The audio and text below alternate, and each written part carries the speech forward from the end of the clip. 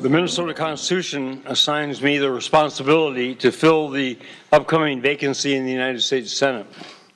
I've given this important decision the most careful consideration.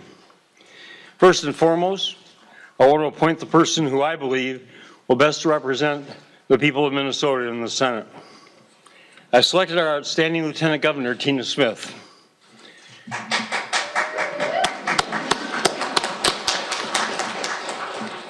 I've worked with many superb public officials during my 40-year career. Tina stands first and foremost among them. She's extremely intelligent, quick to learn, yet always open to hearing others' views. She genuinely likes people and people like her. She has impeccable integrity and the highest personal and professional standards. She will be a senator of whom all Minnesotans can be proud. Tina knows Minnesota. She's traveled extensively throughout our state. She knows our citizens, our challenges, and our opportunities. We worked closely together during the past 7 years, and she deserves great credit for our administration's achievements, which have led to our just being named the best-run state in America. Before making my decision, I listened to many Minnesotans who shared their views with me. But this final decision is mine alone. Again, it is based entirely upon my conviction that Tina Smith will be the best possible senator for the people of Minnesota. It is now my honor to introduce Minnesota's next United States Senator, Tina Smith.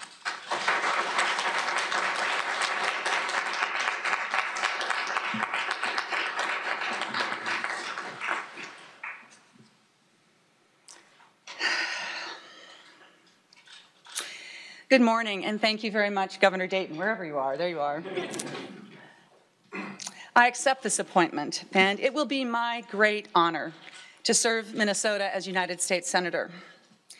Though I never anticipated this moment, I am resolved to do everything that I can to move Minnesota forward, and I will be a fierce advocate in the United States Senate for economic opportunity and fairness. This is a difficult moment for us, but even now I am filled with optimism for Minnesota, this big, welcoming, diverse, and resilient place that has been my home for over 30 years. As Lieutenant Governor, I have traveled everywhere in Minnesota. Being elected Lieutenant Governor is a little like being invited into Minnesota's living room. I've talked to people in their homes, at their jobs, in city halls, and their places of worship. We've talked about what worries them, what keeps them up at night, and what gives them hope. And I've learned a lot from that. You know, Minnesota has one of the lowest unemployment rates in the country. But I've heard stories from families who are working 2 full-time jobs and still struggling to find a good place to live. Minnesota has some of the best schools. But I've talked to moms who are faced with driving 60 miles every day to get their child to a good preschool. Minnesota has more people with health insurance than almost any other state. Yet I've talked to farmers who have lost access to their longtime doctors and can't afford the health insurance premiums. Minnesota iron ore built this country, yet I've talked to rangers who are worried about the future of their small towns. And Minnesota is often named one of the best states for women. Yet even here, women still earn less than men, and women of color and Native American women have even fewer opportunities. We have so much opportunity in this state and this country, but we have so much work to do to make sure that that opportunity is broadly shared. Paul Wellstone said often, we all do better when we all do better. And I will serve Minnesota in the United States Senate, guided by these words and led by these Minnesota stories. Just over 3 years ago, we re-elected Senator Franken with a mandate to work hard to keep Minnesota moving forward, to improve people's lives. And with his decision to step down, it is the responsibility of our governor to appoint a person to fill this vacant spot. Now my job will be to go to Washington, D.C. to continue working on behalf of Minnesota and our country. And I will do this in my own way, using my own best judgment and experience, but always with the people of Minnesota in mind.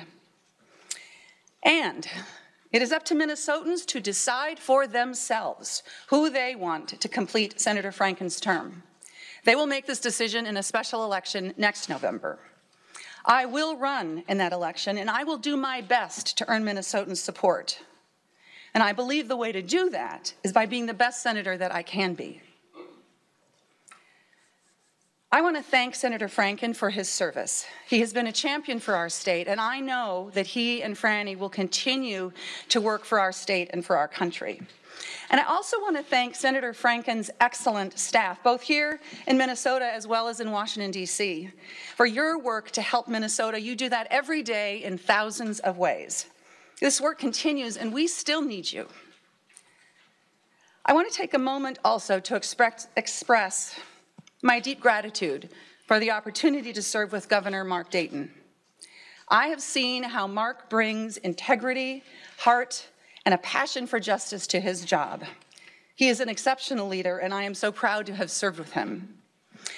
The men and women in our office and the 34,000 people who serve in state government are some of the best, most dedicated public servants that I have ever known.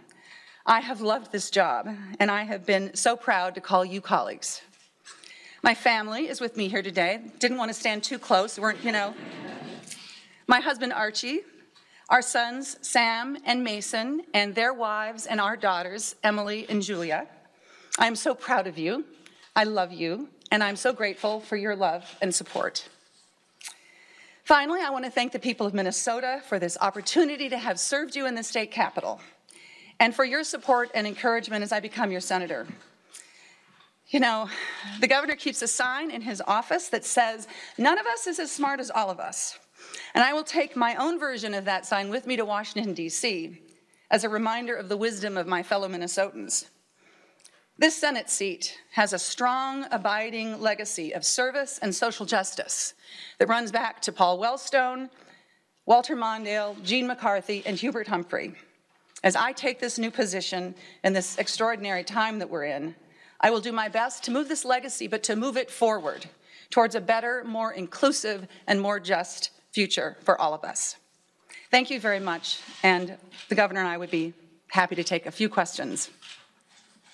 Governor, you said this decision was yours and yours alone. Did you get a lot of pressure from national Democrats on who you should choose and whether that person should just be a placeholder or run again in 18?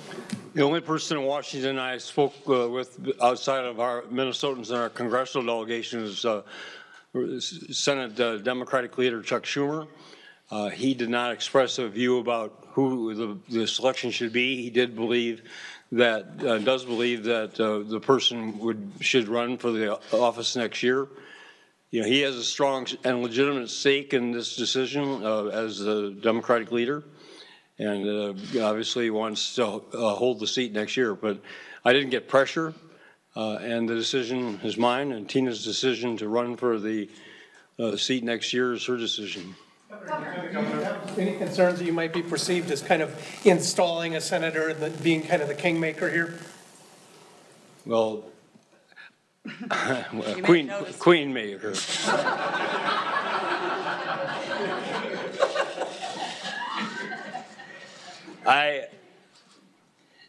I'm doing what the Constitution of Minnesota instructs me to do.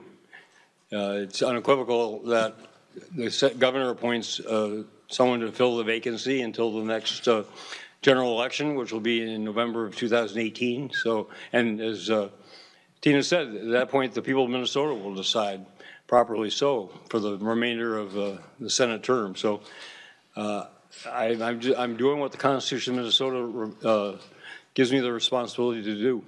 I think anybody who knows the voters of Minnesota know that they can't be told what to do. And my purpose is to go out and ask for those voters' support, and that is my job to do.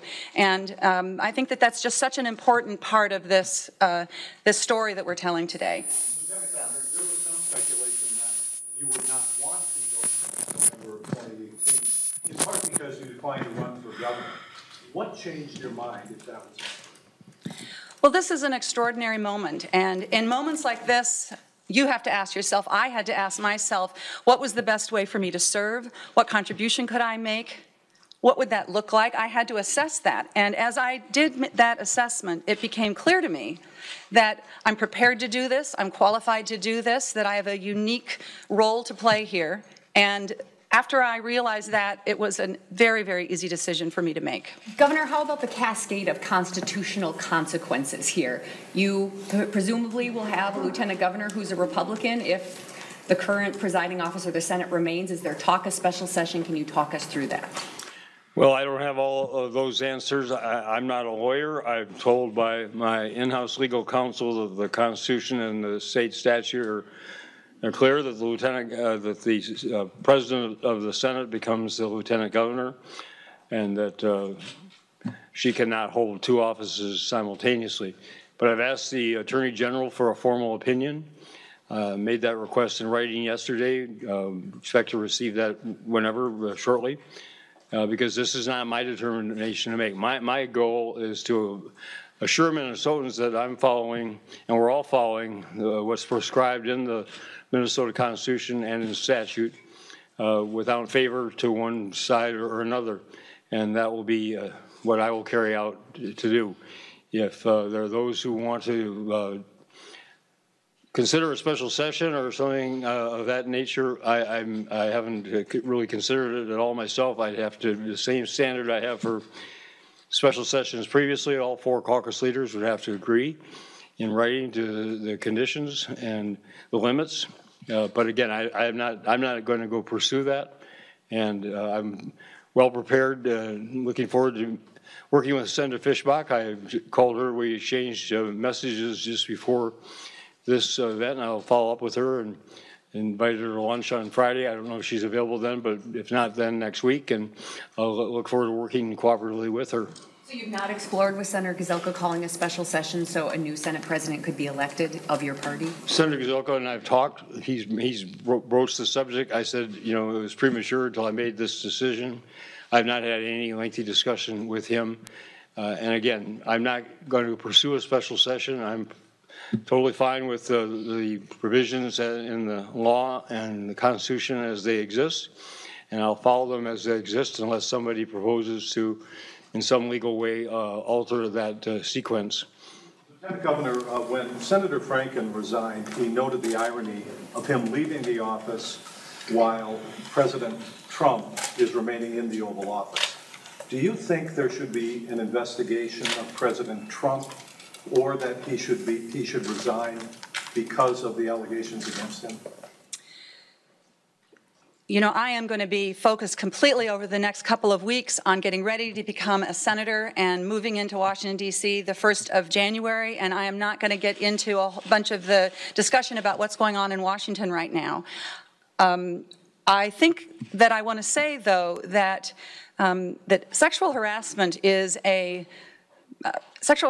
is disrespectful to people, and it can't be tolerated. And that I think it's quite interesting. I think we are in the middle of a sort of sea change in attitudes about this right now. I think in some ways this sea change is being led by young women who tell women of my generation that maybe some of the things that we put up with during our lives we shouldn't have to put up with. And that is a good thing, and it is so important that we don't slide backward, that we continue to move forward. And I can promise you that I will be working on these issues when I get to Washington, D.C., but that'll be for January. Lieutenant Governor, did you agree with Senator Franken's decision to resign? Was that his only choice? And as a follow-up, do you have any idea when he's going to leave and you can take over? Well, you know, Senator Franken, I've spoken with Senator Franken, and I know that he made the decision that he made thinking about what was best for Minnesotans.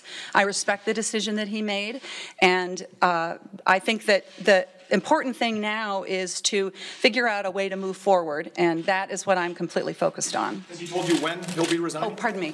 The Franken staff is working to finalize the details of this. Their number one concern is to make sure that the transition works smoothly for their staff, and we expect that it'll happen in the very early part of January. I just can't tell you exactly what date yet. Can you keep the Franken staff? You know, the Franken staff is widely respected on Capitol Hill and here in Washington across party lines. They're an outstanding staff, and I very much hope to continue working with them. I will go and talk with them this afternoon, and I'm sure that there'll be lots of questions, but I really hope that they can, most of them, or many of them, can continue to serve the state. And you're going to Washington this afternoon? No, that'll just be to their office in St. Paul. Lieutenant Governor, you've had a big hand in Destination Medical Center in Rochester. Will someone take over for you there, or will you still be involved? Well, over the next few weeks, this was an unanticipated moment, and there are lots of issues that we have to work on in terms of transition, and that will be one of my top priorities, to work on that transition.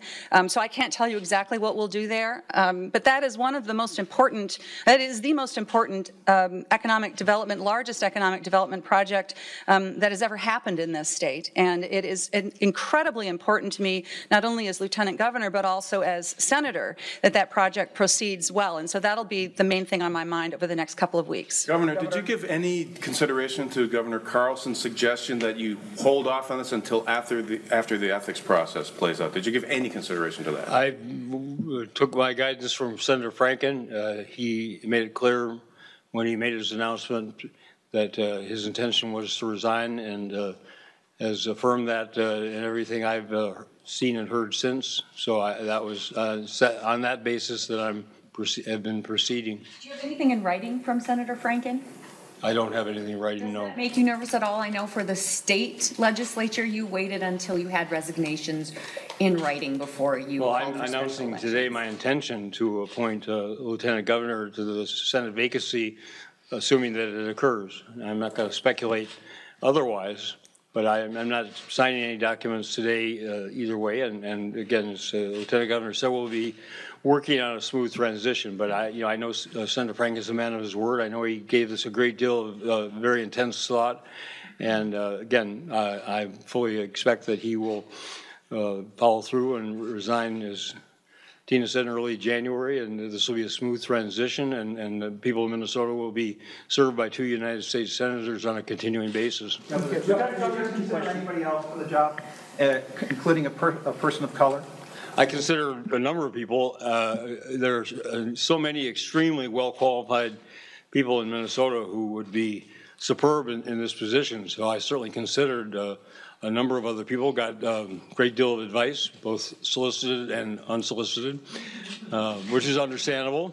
And I listened to it all and considered it carefully. And Bettina is my selection, and I'm very confident that I made the right decision. Governor, how many people were on your short list, and how quickly did you come to your decision? Well, over the last 5 days, as Lieutenant Governor said, this was not expected, and I didn't really, I certainly thought about it prior to Senator Franken's announcement, but we didn't do any due diligence or didn't bring in other people into a circle of conversation, and that's been part of the process for the last 5 days, as well as when it became clear to me that Tina should be my appointment, the considerations about her replacement and the factors there. So it's been a process, and it's one that is now concluded, and my focus is on going back to being the best governor I can for the people of Minnesota, and Tina's focus is on serving the people of Minnesota as best she can, assuming that she is officially becomes a United States Senator. Are you considered a person of color? How will you be different from Senator Franken? What can Minnesotans expect? Well, Senator Franken has been a real champion for this state, and he's worked on issues of importance like mental health for children and cracking down on some of the bad things that are happening in our finance sector in this country. And I respect his work. But I will take on this role in my own way, using my own judgment and experience. And that's what I can tell you. That, I think, is the most important thing. Lieutenant Governor, how will you respond when you run for the seat on your own to the inevitable attacks about your time as an official of Planned Parenthood? The work that I did at Planned Parenthood helped to provide health insurance, health care, helped to provide health care and treatment for sexually transmitted diseases and cancer screenings to thousands and thousands and thousands of women. I'm proud of that work. But it's not on your bio, apparently. It is on my bio. How about on your LinkedIn page? I don't have a LinkedIn page.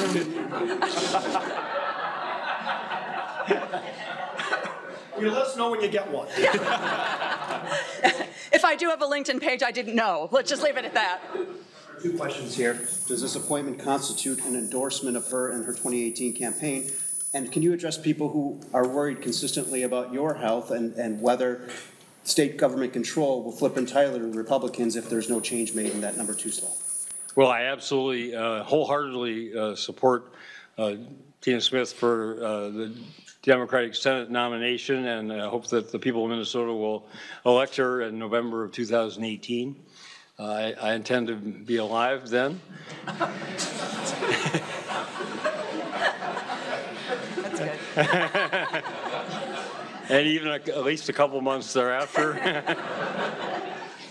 You know, it's a valid concern. You know, anything can happen to anybody in this world, and you know that in an ideal world this would not be unfolding. But in the reality of the options, the choices that were available, and again, my top priority is giving Minnesota, who I believe would be the very best United States senator, starting the day that she takes office, and.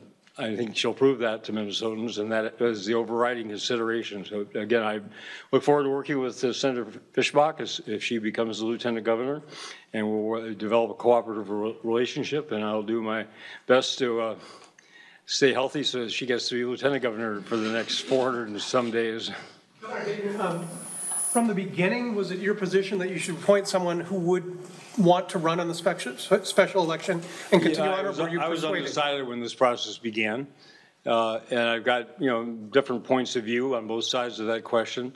But when I finally considered all the aspects of it, I was very clear that I wanted to appoint somebody who would run for the seat next year. Can you explain why that's important to you?